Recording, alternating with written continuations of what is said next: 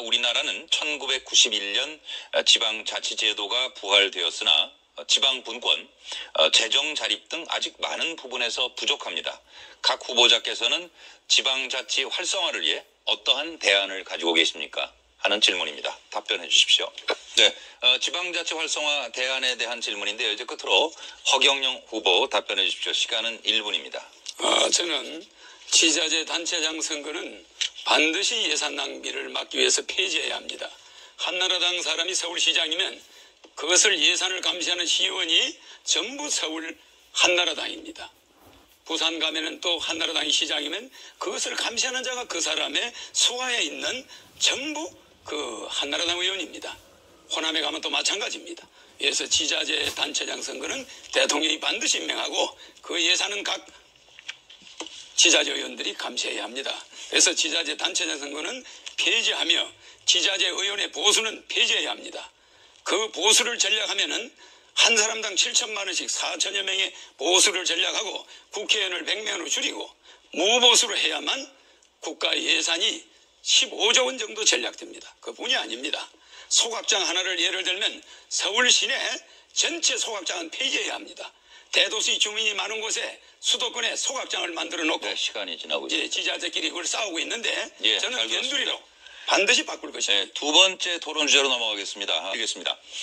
남북 경제협력과 문화교류 등 북한과의 교류가 빈번해지면서 통일에 대한 국민의 기대가 높아지고 있습니다. 그러나 한편으로는 북한 핵 문제, 또 대량 살상 무기 개발 및 수출 등을 언급하면서 긴장감을 늦추지 말아야 한다는 주장도 있습니다. 이러한 상황에서 각 후보들이 생각하는 북핵 문제 해결을 위한 방안을 말씀해 주시기 바랍니다. 북핵 문제 해결 방안에 관한 질문입니다. 이제 허경영 후보가 답변해 주십시오. 저는 남북의 항구적인 평화를 위해서 미국에 있는 유엔 본부를 판문점으로 옮겨오자 합니다. 저는 미국의 부시 대통령이 2001년도 저를 초청해서 한국의 3,000명의 정치인 중에 저 혼자만이 가서 부시 대통령을 만났었습니다.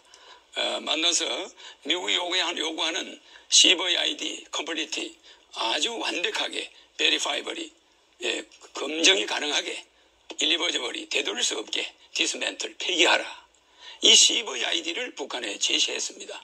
그런데 북한은 이것을 느슨하게 FVID, 풀리, 충분히 그 다음에 충분히로 바꿔버렸습니다. 그러니까 핵발전소를 그대로 두겠다. 일부 좀 유보해달라. 이런 식으로 하고 있습니다. 그러나 저는 유엔 본부를 판문점에 갖다 놓으면 굳이 핵 문제를 가지고 우리가 북한과 대처할 필요도 없고 그 문제는 미국과 함께 순조롭게 해결될 걸로 봅니다. 중국이 앞으로 페리스토이크가 되어가면서 중국이 민주공화국이 다섯 개로 생기면서 중국이 공산주의에서 해방될 날이 멀지 않았습니다. 그렇기 때문에 우리는 몽고와 통일을 하면서 저는 대통령이 되면은 남북 문제를 지금의 대통령들이 하고 있는 것을 지속하면서도 앞으로 남북 문제를 다자간 안보 체제로 미국, 중국, 미국, 러시아, 일본과 공동체로서 북한을 대응하면서 경제협력을 계속하면서 북한의 핵 문제를 해결해 나갈 것입니다. 다음 말씀 잘 들었습니다. 이어지는 질문 역시 북핵 문제 해결을 위한 대북정책 통일 안보 분야 관련 두 번째 질문이 되겠습니다. 이번 질문에는 답변 시간이 1분이고요. 전관 후보부터 준비해 주십시오. 질문 드리겠습니다. 지난 10월 초 북한에서 남북 정상회담이 있었습니다.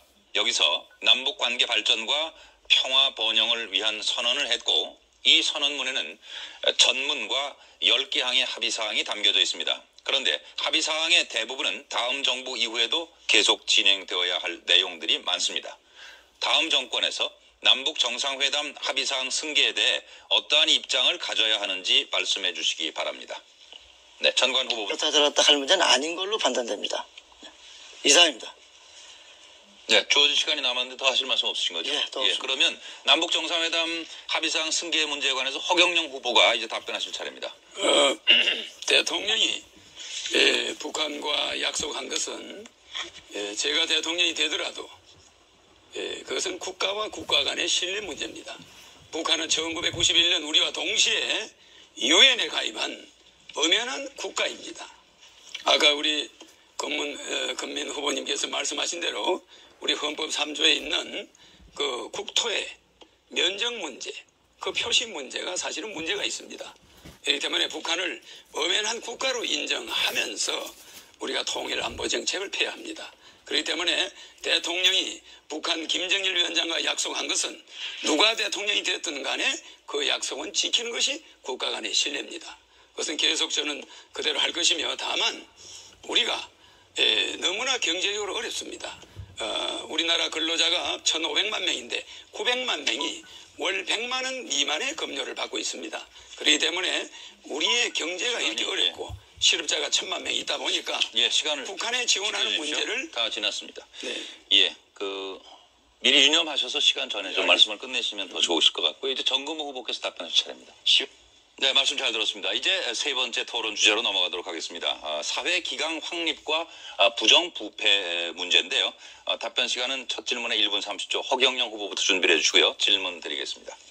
최근 국제투명성 기구가 발표한 부패 인식지수에 따르면 우리나라 공공부문의 투명성 정도가 OECD 30개 나라 중에 25위로 매우 낮은 수준에 머무르고 있습니다.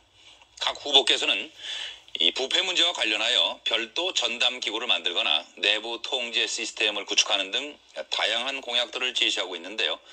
구상하고 계신 사회 투명성 제고 방안을 말씀해 주십시오. 하는 질문입니다. 허경영 후보부터 1분 30초 답변해 주십시오. 네, 저는 사회기강 확립을 위해서 먼저 정치권이 변해야 된다고 생각합니다. 모든 우리가 불문법 국가가 아니고 성문법 국가지만은 너무 국민들에게 모든 책임을 돌리는 것은 문제가 있습니다. 사회기강 확립은 먼저 윗물이 맑아야 됩니다. 그러기 위해서 예산 집행 비율을 100%로 해야만 내년에 그 예산을 100% 타는 이런 예산 집행 비율 제도를 없앨 것입니다. 예산을 아끼면은 예산을 80%만 쓰면은 20%가 그 다음에 삭감이 돼버립니다. 이러니까 공무원들은 어떻게 해서든 예산을 완벽하게 다 써야 된다. 이런 개념으로 일을 하고 있어요. 그래서 저는 대통령이 이번에 되면은 물론 당선되겠습니다만은 대통령이 되면은 예산 집행 비율을 적게 쓸수록 예산을 더 넉넉하게 줄 것입니다. 만약에 예산을 꼭 준 예산을 100% 다 달성해서 쓰는 공무원이 있다면은 이것은 철저히 수사를 할 것입니다. 왜냐하면은 우리나라 보도부록은 1년에 한 번씩 교체하는데 유럽과 일본은 30년 의무적으로 쓰게 되어 있습니다. 그래서 1년에 없어지는 예산, 정치인들이 낭비하는 예산, 이것이 160조입니다. 우리나라 예산이 320조입니다. 그래서 나는 이걸 전략해서 60세 이상 노인들에게 매월 70만 원씩 줄 것입니다. 결혼하는 사람들은 5천만 원씩 남녀 1억을 줄 것입니다. 출산하는 사람은 3천만 원씩 줄 것입니다. 평생 한 사람당 15억을 돌려줄 것입니다. 네, 시간이 국가 예산을 전략해서 반드시 시간이 부족하신데 일단 시간이 경과했음을 이해해 주시고요. 다음 정근모 후보 따지리라 봅니다. 시간이 다 됐고요. 말씀 잘 들었습니다. 이제 다음 질문으로 이어가겠습니다. 이번 질문에 대한 답변 시간은 1분이고요. 정근모 후보부터 준비해 주십시오. 역시 사회 기강 확립과 부정부패, 이 사회 분야와 관련된 두 번째 질문을 드리겠습니다. 사회 지도층은 일반 국민들보다 한층 높은 수준의 청렴성이 요구됩니다. 그럼에도 최근 한 여론조사 결과를 보면 많은 국민들은 이 사회 지도층이 일반 국민에 비해 더 부패하다는 생각을 가지고 있다고 생각하는 것 같습니다. 정경유착, 고위직 공무원의 부패 등 사회 지도층의 부정부패는 우리 사회 전반에 커다란 영향을 주는데요. 각 후보자들께서는 사회 지도층의 부정부패를 일소할 수 있는 방안에 대하여 말씀해 주십시오. 사회를 만들어야 됩니다. 네, 다음 이제 허경영 후보는 사회 지도층의 부정부패 일소 방안으로 어떤 걸 생각하고 계시는지 1분간 답변해 주십시오. 도산 안창호 선생께서 진리는 사람의 눈에 보이지 않아도 없어지지 않냐며 정의는 따르는 자가 없어도 항상 이난이 죽더라도 거짓되지 말라, 그런 말씀을 했습니다. 그러나 우리나라 공직자들이 우리나라 일할 수 있는 사람이 2,500만 명인데 전체 인구의 50%인데 1,000만 명이 실업자입니다. 그러다 보니까 공무원들이 그 1,000만 명의 실업자의 부담을 받고 있습니다. 또한 나머지 1,500만 명 중에 900만 명이 비정규직으로 100만 원 미만의 급료를 받고 있습니다.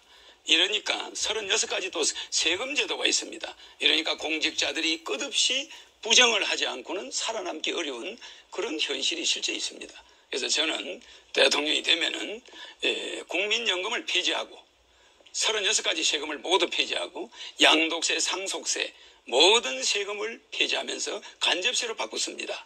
지도층들이 물건을 살 때 그게 세금이 미리 성금을 내게 합니다. 예. 세금을 떼먹는 사람이 없게 만들죠. 이렇게 하면서 시간이 지도자들이 또 됐습니다. 예, 이렇게 다음 해서 기회에 또 말씀 국민들이 이어주시고요. 예, 말씀 잘 들었습니다. 이제 여러분께서 이번에 질문을 이제 들어주실 것이 UCC 질문인데요. 답변은 1분 30초고요. 금민 후보부터 이제 준비를 해주시면 되겠는데 UCC 동영상 질문 내용 같이 한번 들어보시죠. 안녕하세요. 저는 중림동에 사는 이은영입니다. 대통령 후보님들께 질문하고 싶은데요. 지금 국제결혼이 나날로 증가하고 있고 그 문제가 심각해지고 있는데 공무원들은 그 문제에 대해서 아직 나라 제도가 정비되고 있지 않다고 무책임한 반응을 보이고 있는데요. 앞으로 그 문제에 대해서 어떻게 대처하실지 질문하고 싶습니다. 네, 잘 들었습니다. 이제 전관 후보께서는 이 국제 결혼에 대해서는 어떤 생각을 가지고 계신지요? 제도 정비. 지구촌이라는 말이 나온 차원에서 아주 자연스러운 흐름의 일부로 봅니다. 자연스러운 흐름이 왜곡되지 않도록 제도를 뒷받침해야 될 것입니다. 이상입니다. 주어진 시간이 많이 남았는데요. 네, 더 하실 말씀이 없으시다면. 예, 더 할 말 없습니다. 예, 다음 후보 답변으로 넘어가겠습니다. 이제 허경영 후보께서는 국제결혼이 많이 늘어나고 있는데 지금 이제 질문에서도 나왔습니다만은 제도 정비가 좀 잘 돼 있지 않다 이런 반응인데 어떻게 이 문제에 대처하실지. 우리나라가 유흥 산업이 발달하면서 400만 명 정도의 여성이 결혼을 해야 될 여성들이 유흥업소에 흘러 들어갔습니다. 그러니까 시골이나 또 빈민들이나 서민들은 결혼할 신부를 구하기 어렵습니다. 이렇게 되다 보니까 아시아권에서 많은 여성들이 국제결혼을 하고 또 중국에서도 와서 결혼을 합니다. 그 현실을 우리는 외면할 수가 없습니다. 우리는 백인 민족이고 단일 민족이지만은 시대가 그렇게 흘러가고 있기 때문에 제가 대통령이 되어서 이 제도를 바꾸기 전까지는 우리는 문호를 개방해서 국제결혼을 인정해야 합니다. 성을 쌓는 자는 반드시 그 성 때문에 망합니다. 징기스칸은 성을 쌓지 않았지만 진시황제는 성을 쌓다가 곧바로 망해버렸습니다. 우리는 글로벌 시대를 대비해서 양계 혈통주의를 인정해야 하고 글로벌로서 FTA나 모든 우리 전 세계가 하나의 지구촌 가족이라는 것을 명심하고 자기 이기주의, 너무 국수주의를 지향해야 됩니다. 미국의 에이브러함 링컨이 국민을 위한이라는 말은 잘못되었습니다.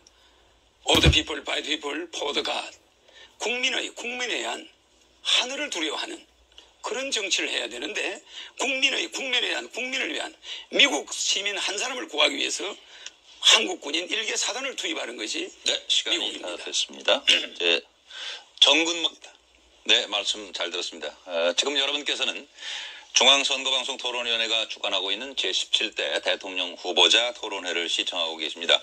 이제 네 번째 토론 주제로 넘어가겠는데요. 아마 많은 시청자들 또 온 국민이 사실 제일 관심이 크신 문제일 거예요. 지금 이 교육 개혁과 사교육비 절감에 관한 문제를 두 가지 질문을 드리고 답변을 듣도록 하겠습니다. 첫 번째 답변은 전관 후보부터 준비해 주시고요. 첫 질문에 대한 답변은 1분 30초가 주어집니다. 질문 드리겠습니다. 얼마 전 뉴스 보도에서 우리나라 사교육비가 OECD 회원국 가운데 최고 수준인 것으로 나타났습니다. 우리나라 사교육비가 GDP에서 차지하는 비율이 2.9%로 OECD 국가 중 1위이며 OECD 평균에는 무려 4배에 이른다고 합니다. 각 후보들은 이 사교육비를 어떻게 하면 줄일 수 있다고 생각을 하시는지 말씀해 주십시오. 그것입니다. 네, 알겠습니다. 허경영 후보 답변해 주십시오. 1분 30초입니다. 우리는 경제는 세계 11인데 실제 사교육 경제는 세계 11인데 교육은 세계 100입니다. 100위권에 머물고 있습니다. 그래서 저는 대통령이 되면은 기호 8번 허경영 후보인 저는 고등학교 3년 동안의 시험을 대학에 전공해야 될 과목 한 과목만 시험을 보고 나머지 과목은 교회 한 과목으로 시험을 보지 않습니다. 그러니까 사교육비는 1전도 들어가지 않습니다. 수능 시험을 폐지합니다. 아인슈타인이 우리나라에 오면은 서울대학에 들어갈 수가 없습니다. 물리학 배우로. 수능 시험에서 낙방합니다. 우리는 천재를 기르는 것이 아니라 천재를 바보로 만드는 교육을 하고 있습니다. 중국은 17,000불입니다. 1,700불입니다. GNP가. 우리는 그 10배 17,000불입니다. 근데 중국의 칭화대학은 세계 10위권에 들어갑니다. 우리 서울대학은 세계 100위권입니다. 저는 내신제를 폐지하고 등록금을 폐지해서 국가가 지원하며 고등학교 전체가 대학 들어갈 때 한 과목, 예를 들어서 영문과를 들어가려면 영어 단어나 수거나 독해나 토플이나 모든 영어에 관한 10가지를 고등학교 동안에 철저히 공부를 해서 대학에 시험 쳐야지. 영문과 갈래가 음악 100점, 미술 100점, 수학 100점. 이거 말입니다. 국가 예산도 낭비고 가정들이 전부 파탄이 일어났습니다. 이런 교육 제도를 가지고는 우리나라가 절대 희망이 없습니다. 어머님들 시간이 부족하시네요. 가시네요. 아니요, 시간이 인색하다. 아니 중요한 이야기입니다. 이 앞에 지금 진행 시간을 표시하는 디지털 시계가 준비되어 있어서 보시고 참고해 주시기 바랍니다. 네, 시간은 모든 후보에게 공정하게 지금 드리고 있고요. 이제 정 1분 30초로 하겠습니다. 질문 드리겠습니다. 최근 교육 현장에서는 이 교사에 대한 학부모의 폭언, 폭행이나 심지어 학생이 교사를 폭행하는 등 이 교권 침해 사건이 해마다 증가하고 있는데요. 교사의 도덕적 해이와 무사 안일, 또 학부모의 교육에 대한 지나친 열의 등이 그 원인으로 지적되고 있습니다. 교권이 추락하면 학생의 학습권과 교육권도 크게 영향을 받게 됩니다. 후보자들께서는 이 교권 확립을 위해서 어떠한 방안이 있는지 말씀해 주시기 바랍니다. 허경영 후보도 답변해 주십시오. 저는 이 교사들을 일정 기간 교사의 자격을 또다시 그 능력을 테스트한다거나 교사들에 대한 이러한 그 학생들이 교사를 또한 또 학부모들이 또 교사를 검증을 한다거나 이런 시스템에 전부 반대입니다. 그래서 교사는 어디까지나 교사로서의 임명이 되면은 우리가 범할 수 없는 서성입니다. 그렇기 때문에 교사를 평가한다. 어떠한 기관도 교사가 된 이상 그 교사를 다시 평가하는 제도는 잘못되었습니다. 대학에서 교수 평가도 마찬가지입니다. 그래서 국립대학을 저는 폐지하고 전부 사립대학화 하며 우리 금면 후보가 말씀하신 대로 대학을 평준화하지만 각 과별로 특성이 있게 연세대학은 뭐가 가장 뛰어나고 서울대학은 의대가 뭐가 뛰어나고 이런 식으로 각 대학이 개성이 있어야지 대학이 1등 대학, 2등 대학, 3등 대학 이런 국립대학에 대해서 지원을 많이 하고 이건 곤란합니다. 그래서 대학을 전체 사립대학화 하면서 또한 청소년들의 비행 문제와 교육 문제가 직결되어 있습니다. 청소년들이 왜 스승한테 대어들겠습니까? 15세 때부터 투표권을 주어야 합니다. 청소년들은 중학교 1학년 때부터 옛날에는 15살이면 결혼을 시켰습니다. 청소년들을 너무 어린애 취급을 해서는 안 됩니다.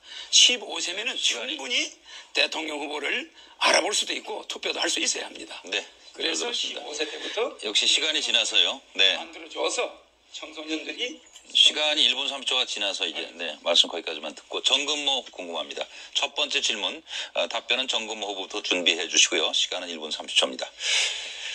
경제 활성화를 위한 현실적 대안 첫 질문입니다. 최근 그 젊은이들 사이에 유행하는 말 중에 88만 원 세대라는 말이 있습니다. 아마 잘들 아실 겁니다. 이는 20대 비정규직의 낮은 임금과 젊은이들의 필수품인 이 휴대폰 가격이 비슷하다고 한 데서 만들어진 말인데요. 젊은 층의 안정적인 일자리가 절실한 실정입니다. 각 후보들이 생각하시는 일자리 창출 방안을 지금부터 말씀해 주시기 바랍니다. 제가 시간이 일자리 창출 방안과 관련된 질문에 대해서 이제 허경영 후보 1분 30초간 답변해 주십시오. 우리는 2000년대에는 우리나라 설비 투자가 10%였습니다. 그런데 2006년은 기업의 설비 투자가 1%입니다. 2007년은 거의 1%도 못 미칩니다. 이건 뭐냐면은 직장은 점점 줄어들고 일자리는 줄어들고 GNP는 올라갑니다. 이것은 고용 없는 성장이라고 그러죠. 그래서 저는 대통령이 되면은 중소기업에 취직하면은 매월 100만 원씩을 쿠폰을 줄 것입니다. 그러니까 중소기업 사장이 월급을 얼마를 주든 간에 국가에서 100만 원씩을 5년간 지원하겠습니다. 그래서 5년간 지원하는데 100만 원의 쿠폰은 물건을 살 수 있습니다.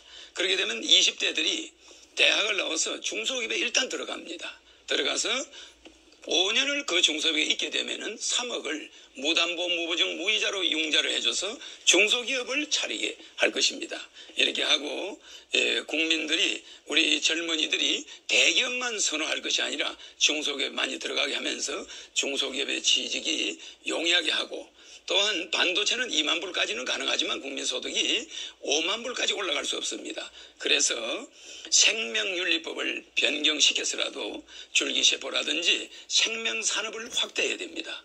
여기에 투자하고 호남 관광벨트를 만들어서 새만금, 목포, 광주, 여수, 광양, 부산, 마산에 이르는 관광벨트를 만들고 새만금의 세계적인 금융 다음 질문으로 넘어가겠습니다. 이 경제 분야와 관련해서 부동산 문제도 답변 시간을 1분 30초로 드리도록 하겠습니다. 금민 후보부터 답변을 준비.